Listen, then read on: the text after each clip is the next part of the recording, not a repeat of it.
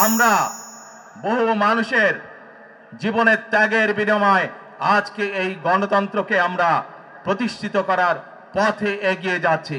কিন্তু আমরা বিগত কিছুদিন ধরে খেয়াল করে দেখছি বাংলাদেশের কোন মহল, এই দেশের ভেতরে কোন মহল ষড়যন্ত্রের চেষ্টা করছে।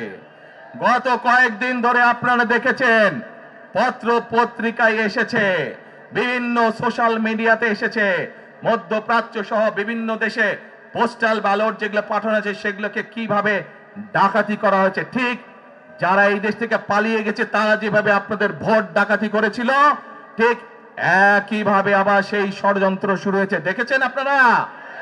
দেখেছেন? প্রিয় ভাই বোনেরা, সেই ষড়যন্ত্রের বিরুদ্ধে সজাগ থাকতে হবে। বিদেশে বসে তারা ষড়যন্ত্র করছে, একইভাবে আপনাদের আবার যে ইলিয়াস আলী, দিদার, জুনায়েদ সহ হাজারো মানুষের প্রাণের বিনিময়ে যে অধিকার আমরা অর্জন করেছি, 24-এর গণ আন্দোলনের জনগণের আন্দোলনে এই সিলেট শহরে 13 জন আমাদের জীবন দান করেছে, 13টি প্রাণ ঝরে গিয়েছে আমাদের।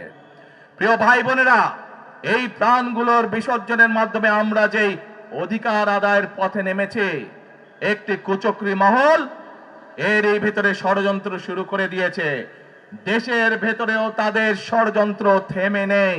কিন্তু 2024 সালের 5ই আগস্ট এই বাংলাদেশের জনগণ প্রমাণ করে দিয়েছে যে বাংলাদেশের জনগণ ঐক্যবদ্ধ থাকলে, ঐক্যবদ্ধভাবে নেমে আসলে যে কোনো ষড়যন্ত্রকে বাংলাদেশের মানুষ প্রতিহত করতে পারে। পারবেন আপনারা প্রতিহত করতে? ইনশাআল্লাহ।